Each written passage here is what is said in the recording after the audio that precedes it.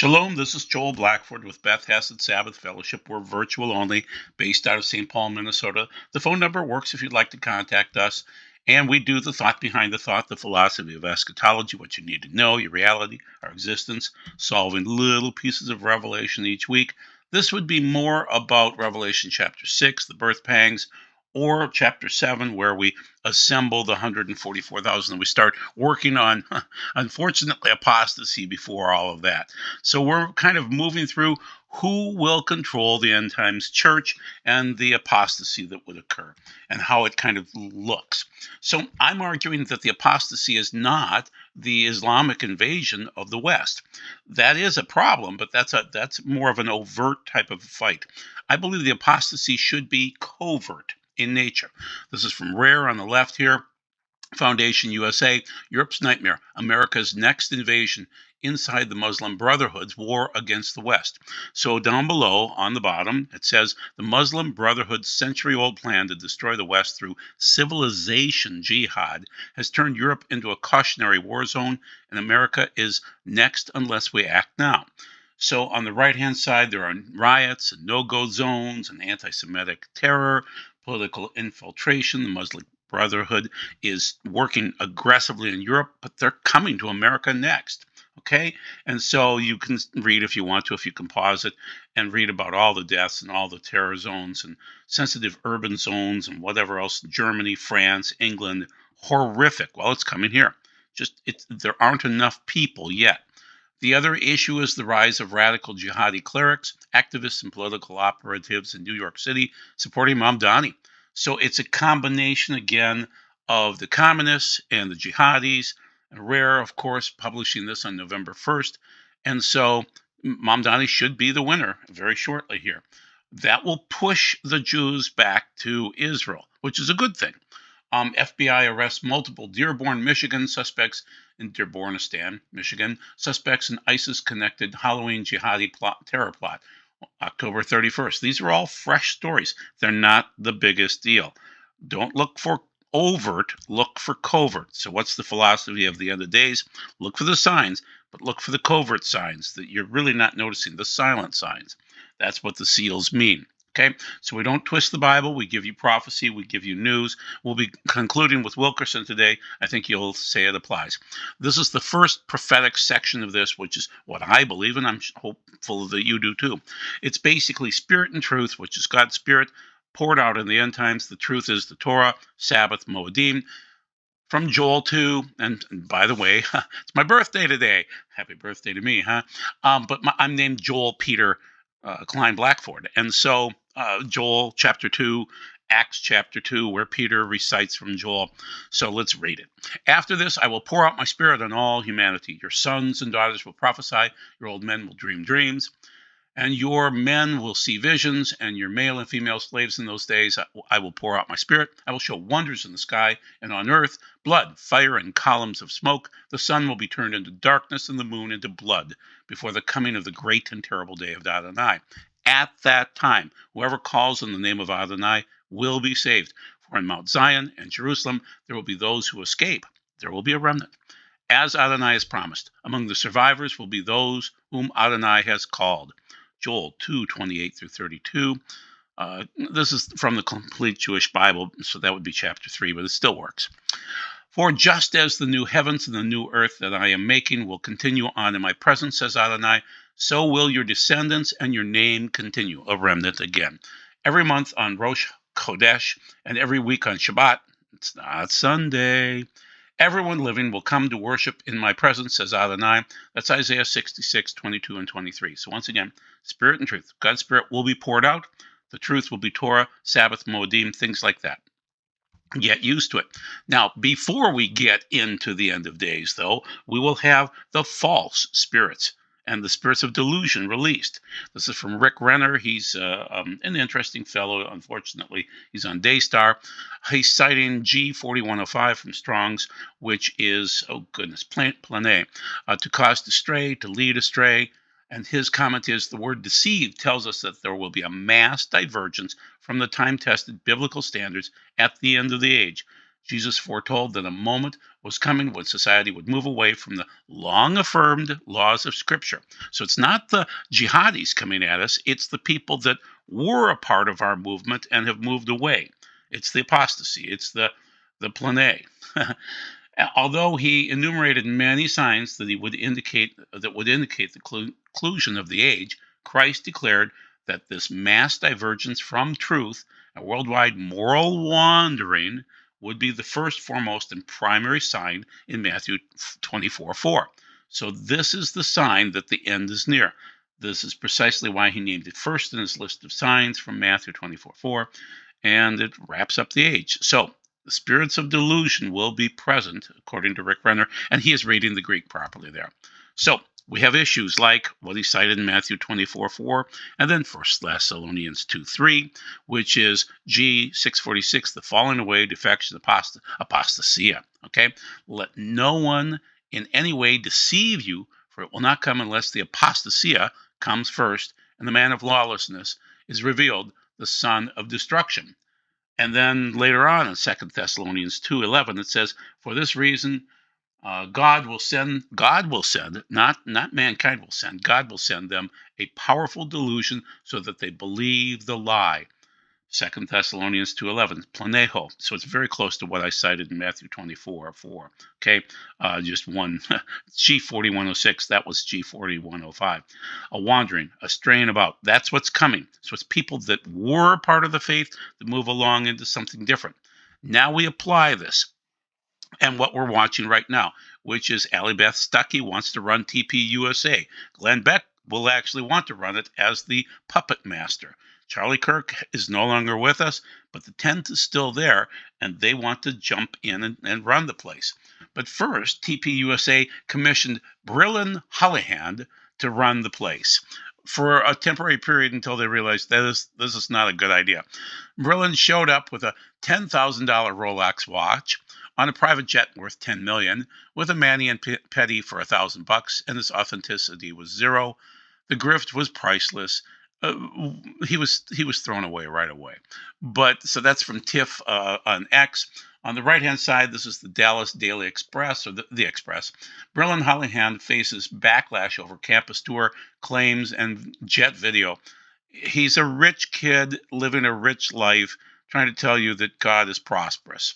Okay, so TPUSA. This is the lower right paragraph. No, he's not. TPUSA has thousands of chapters, according to Tyler Bowler from TPUSA. He's their COO. Okay, and he went out to speak at 8 local chapters and show them his Rolex and his private jet. Okay, so they disavowed Hollyhand. Okay, so that means somebody else is going to take over, and the next person in line is Beth Stuckey, and she works for Glenn Beck, the Mormon. So now this is my buddy, David Wilver. I love him. I think he's a wonderful guy, a great teacher, formerly of 119 Ministries. Or maybe still is. I don't know that. But anyway, we talk at times. He actually replied to me this afternoon. So he does know who I am, whether that's good or bad. But his comment on this was, the men criticizing Allie for giving this speech look like a bunch of fragile, insecure dorks. Now, he's partially right. And according to Hebrew Roots Network, we both are right. So Allie is getting up and saying, men, we need you. We need your masculinity and your strength and courage. We need those things to be harnessed for good. Well, obviously, but remember, this is the Blaze marketing statement. She's not just talking. She's marketing for the Blaze to take over Turning Point. Okay? And so this is my comment on the right. I love you, David, but behind every potential Beth Stuckey speech is a Glenn Beck holding Mormon Kool-Aid. This is a brilliant strategy to allow Glenn and his Blaze to push Allie into the Charlie Kirk void and crown her, effectively giving Glenn the keys, the puppeteer, the keys to TPUSA. Charlie flipped to Torah, Sabbath, and Moedim in 2022. He was charismatic, whereas Beth admits her favorite pastors are cessationists, John MacArthur and R.C. Sproul, and she's fully Reformed Calvinist, okay?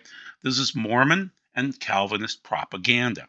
And so Hebrew Roots Network said, yeah, you're both right. So let's discuss it today. And this applies to the end times. We'll get to Wilkerson and you'll see it. So once again, Allie Beth. Now, who was the former person, the other blonde? Glenn Beck chose, oh goodness, why am I blanking on their name right now? Tomi Lahren to be the Blaze spokesperson. But then Tomi just blew up because she loves abortion. And so she wanted to be conservative, but she's not a conservative. That's her in the middle there. They're both blonde, and that's what Glenn wanted. But Tomi has the issue with really being a conservative. She's not. But she's a good talking head. So relatable is Allie Beth Stuckey's show, but it's Glenn Beck's show. He runs the program. He's worth $200 million, and she's not. So the Defiant Baptist comment down below. Allie Beth Stuckey replaced Tomi Lahren at the Blaze after Tomi went off the reservation on abortion. They just swapped one blonde for another and didn't miss a beat. There are other differences, though. Allie Beth Stuckey is a hardened Calvinist. Okay, so she's a Reformed Christian who frequently refers to figures like John MacArthur, R.C. Sproul as influences in her theology. She holds a Reformed worldview, meaning she adheres to the doctrines of Calvinism, and has spoken about her upbringing and transition into this theological framework. Both John MacArthur and R.C. Sproul were prominent theologians and ministers within the Reformed tradition who emphasized biblical truth and God's sovereignty. Okay, so what they would do is hide their Calvinism behind God's sovereignty. That's how all Calvinists work. Because if they actually threw the Calvinism at you, and I will, you would throw up. Okay, and keep in mind when you're talking about John MacArthur and R.C. Sproul, they both participated horribly in the Strange Fire Conference of 2013, where they just mocked God and His Spirit. And so I would argue that strange fire equals cessationism, which means God's Spirit no longer moves, and it's dead wood. Okay, and so yeah, she's a Calvinist, no doubt about it. She admits it openly. Okay, and she articulates it. Okay, so a couple more comments about her. Some of the people that she loves: Charlie Kirk, because she wants to take over his organization, Vodi Bakum, who just died, John MacArthur, Phil Robertson, James Dobson. God has added some incredible titans to Heaven's roster this year. We don't make that determination. God does. We don't know who makes it or doesn't make it. Okay? We just hope for the best. If you listen to one sermon, so Terry Green down below, if you listen to one sermon from John MacArthur, 7:14:25, or Vodi 9:25:25, that's when they died, Washer, Alistair Begg, Sproul, to name a few, and compare the men that Charlie Kirk has aligned himself with, maybe you'd understand how wrong these other pastors are that Kirk gives an audience to. So that's the problem. He did allow some oddballs in to speak, and Allie is an oddball too, because Glenn Beck is behind her. And we'll discuss that. Don't worry, we'll get there. Okay, so Allie Beth Stuckey again, Calvinist. Wall Street Journal for decades. Much of the evangelical world's focus has been on young men, a group that have been returning to traditional churches and helped elect President Trump. Now with evangelicals growing in political power, but not numbers, Allie Beth Stuckey is assembling a large and varied cohort of conservative Christian women and urging them to speak up on issues they believe are important. She wants to run the house, She wants to be the big dog on this. And so the Christian podcasts are rallying a new generation of women or men or whatever else. The problem is, all right, so let's go to the right-hand side and then I'll comment. Pearl Davis. Pearl's nasty. Allie is famous because she is a half-attractive blonde woman saying conservative talking points, not because she is overly talented or smart. Yet she has an ego of a smart person. She's Dunning-Kruger. I manage male and female social media accounts as a woman. It is, she noticed that it's 10 times easier to gain a following as a woman. A man can study something 20 years, and a woman can stay watered down in the watered-down version and get famous. The challenge with these e-girls is not that they have a platform, but the lack of humanity and inability to take correction. Part of the traditional values is understanding that there is a baseline respect you need to give to all men, and yet I have not seen a traditional woman take correction well from a man. It's true. No one is stopping you or anyone else from speaking or leading.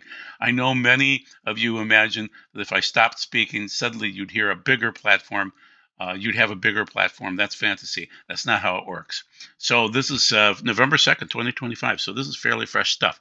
So what am I getting at?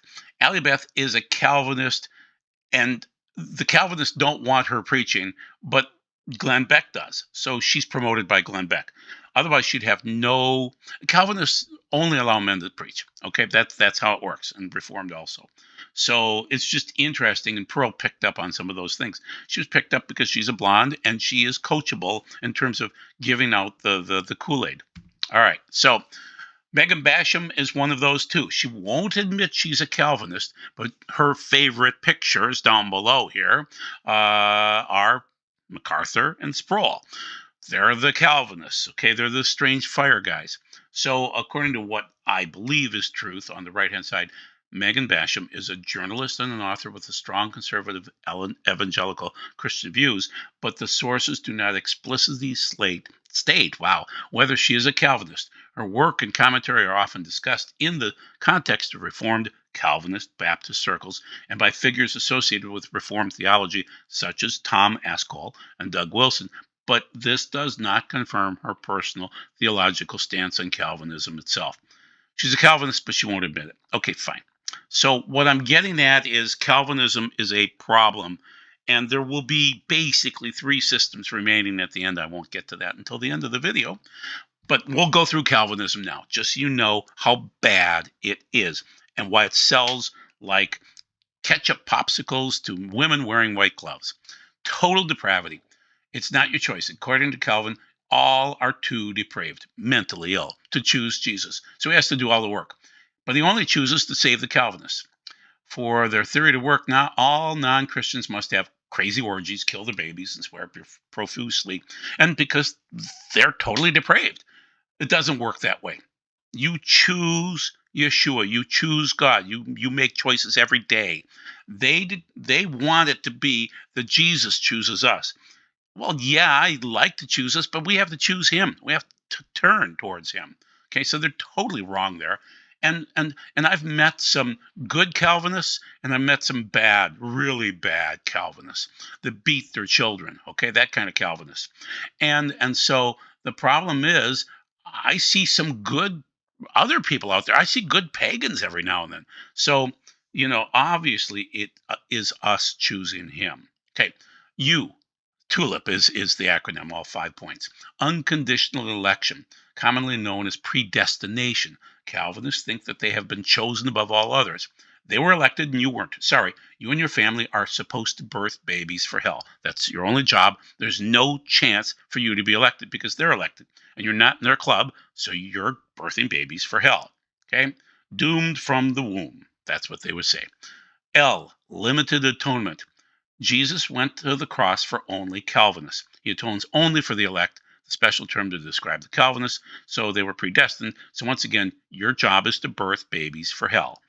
The rest of you can't be saved. Nope, you're not a Calvinist, and so once again, birthing babies for hell. Okay? Don't believe their dogma.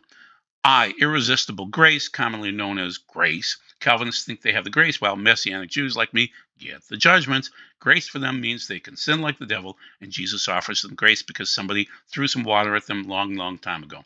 Wrong. Chen is grace, and it's been around since Noah. Noah found grace in the Lord. Chen. So, okay, the final point, perseverance of the saints, frequently called once saved, always saved, OSAS. Calvinists believe you need to be immersed, then you can sin like hell. And you're still going to heaven. A Calvinist can't lose their salvation. Now, everywhere in the Bible, people lose their salvation, but the Calvinists won't admit that. So they believe, that you were thrown water at you, and now you are going to heaven regardless. The problem is Calvinism is anti-Yeshua all the way, but it sells. Oh, baby, does it sell. Okay? So I'm saying that Glenn Beck is using his little puppeteer controls with Allie Beth and wants to get everybody sucking down the Mormon Kool-Aid. So what's the Mormon Kool-Aid? Let's talk about Glenn Beck and his Kool-Aid. So he's the Kool-Aid salesman. Like Charlie, I never finished college, but both share a passion for teaching America's founding principles. When he asked me to join his campus tour a few months ago, it was an easy yes. After he died, I hesitated because I could never fill his shoes, but I will try to carry on his torch for Charlie, for America's future. Please join me in North Dakota next week. Okay, Glenn is a Mormon, and you'll see that he doesn't believe what we believe at all. But he's got some Kool-Aid, and he drinks the Kool-Aid. Okay, and so you can see he's officially on the Turning Point moniker. And keep in mind, part of the reason why I'm doing this video is I have friends and family that constantly come to me and say, you need to listen to Glenn Beck. He talks about the Constitution. As I've mentioned, Calvinists preach on the holiness of God to hide their horrific views that I just stated to you, the tulip views. And the same thing with Glenn Beck. He's preaching on the Constitution because he doesn't want to preach on Mormonism. He wants to make money. And he's up to $200 million worth of value right now. He owns Mercury Radio Arts and other things like that. And he publishes books. And he's very brilliant at hiding his Mormonism. But he drinks the Kool-Aid. We'll see that quote in just a second here. So Glenn Beck, Inc. Okay. Glenn Beck's comment on Mormonism, things my church never used to do, effectively excommunicate church members without giving them adequate notice of or an opportunity to respond to accusations, effectively excommunicate church members by means of public statements issued by the news media, by unnamed church spokespersons. He doesn't want to be excommunicated because he talks all the time. So on the right-hand side, it was then that I thought, this is Glenn Beck speaking. I don't care if there's Kool-Aid in the basement. I'm drinking it because I want to be like that. I want to be able to genuinely love someone for the first time I met them. What a great goal that is, Glenn Beck. I stood at the edge, both literally and physically. I was at the edge of the highway overpass. I was on the edge of madness. Life hadn't been working out for him so far, and it was time for it to be over. I wasn't going to hurt anyone. I only brought pain and misery so far to those I loved. I knew this was the best decision, but then a voice in my ear. And then I'm using the phrase from a horrible movie. I drink your milkshake. And so he drank the Kool-Aid, guys. And so he is a very effective spokesperson for the Mormon faith. What is that? The Book of Mormon. It's not your Bible. It's not your grandparents' Bible. Jesus was first procreated as a spirit child of Heavenly Father and Heavenly Mother, that's Mary, then later conceived in an act of physical sexual intercourse between God the Father and Mary. He is the spirit brother of Satan and is rather common in terms of his nature, in that he is one of many gods who share the same nature. Jesus earned his salvation through good works, eventually being exalted into godhood, like other obedient Mormons have been and will be. He is not a member of the triune Godhead, but is instead a separate God from God the Father. That's from J. Warner Wallace. Very interesting comment, but these are standard thoughts of Mormons. This is what they believe, okay? This is the Kool-Aid. You can freeze frame this and read this if you want to, but it's Mormons versus Christians. There are differences. I'm not a Christian. I believe in Yeshua. I love Yeshua, but I'm not a Christian anymore because Paula White's a Christian and false prophets are Christians. And so, I'll believe in Yeshua. He's my one and only. Okay. But as for Christianity, it's Babylon sometimes, people, okay? And Mormonism is even worse. So they've got all sorts of things on the left-hand side that we just don't believe. I'm not going to heed to the planet Kolob, which is what they believe. And so, I might post the Mormon video later on this channel just so you can see it. And they believe in the priesthoods too. So they believe in an Aaronic priesthood that literally, Moroni, the crazy moron angel, came down and bestowed it upon Joseph Smith. And then the Aaronic and the Melchizedek priesthood. Now, I had Bill Schnobel and Dr. Bill on the show Wednesday night, and he said when things were going poorly for him as a witch, he was told by his overseers to just jump into Mormonism for a period of time just to lay low. So he became a Mormon because witches are told to become Mormons. It's very similar. Witchcraft to Mormonism is very similar, okay? Once again, high priest, Melchizedek priesthood, Aaronic priesthood. Bill Schnobelen explained their particular version of the priesthood is very similar to witchcraft. Okay, Do Mormons believe in the end times? Oh, yes, they do. The coming of Eliyahu, behold, I will send you Eliyahu, the prophet, before the coming of the great and dreadful day of the Lord. So they believe in an Eliyahu. The establishment of Zion, okay, but that would be in Salt Lake City.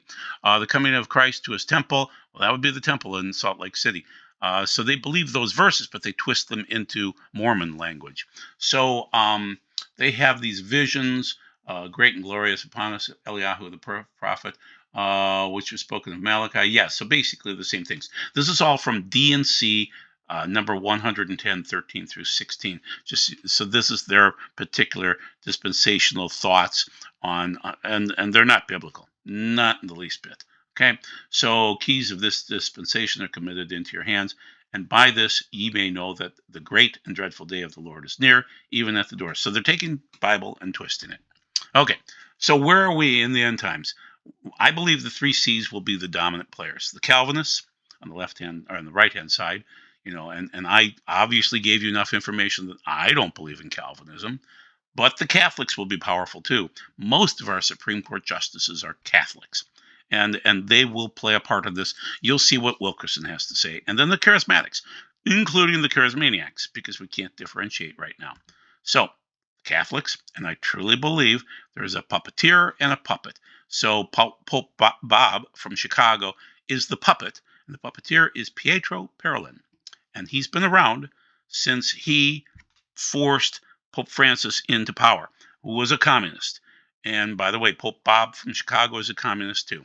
So Parolin is the one guy that's run everything since 2013, and he continues to run everything. So he's the puppeteer, okay? A lot like Glenn Beck is the puppeteer with Ali. And then charisma and charismania. Charisma is important. Charismania is crazy time. And it's hard to tell the difference. And keep in mind, witches know what's going on with charismania. They love that too. So let's do a little Wilkerson and end it up. I see the formation of a super world church consisting of a union between the liberal ecumenical Protestants and the Roman Catholic Church, joining the politically hand in hand, creating one of the most powerful religious forces on earth.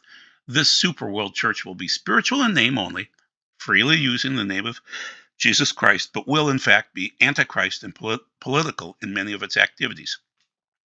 This powerful church union will be deeply involved in social action, tremendous charity programs, and ministries of compassion. Its leaders will make the sweeping statements about meeting human needs by sending out a call for renewed social action, political intervention, and a greater voice in the world affairs. And then continuing on, just when it appears that the ecumenical movement is nearly dead, a rather mysterious chain of events will bring about the framework for this union. Rome will insist on and receive many concessions from the Protestant ecumenical leaders. The Pope will be considered more of a political than a spiritual leader of this great union. Protestant leaders of the ecumenical movement will insist upon and receive certain concessions from Rome in exchange. They will not be asked to consider the Holy Father as the infallible head of the church and will accept his political leadership without accepting his role as Peter's successor. That's Wilkerson again. That's what's coming, people. And so you can see this occurring within Charlie Kirk's organization, TPUSA. You're seeing these forces at play with millions and billions of dollars at play. Where are we? We're in the birth pangs. We're not in the tribulation. We're not in the great tribulation. We're waiting for these church forces to come together into an antichrist church. You're waiting to have clean garments. You can't be naked. You need clean clothes. Okay? White, clean clothes. Those are the righteous deeds of Yeshua and the righteous deeds that we need to do too. So get ready for your wedding that's coming up. Thank you very much for your time. God bless you, and we will see you again hopefully Wednesday night. I will. I hope Dr. Miles can make it. He had a stroke, but let's hope that he gets better and can come back. Otherwise, I think Jonathan Felt will join me. So God bless. Thank you.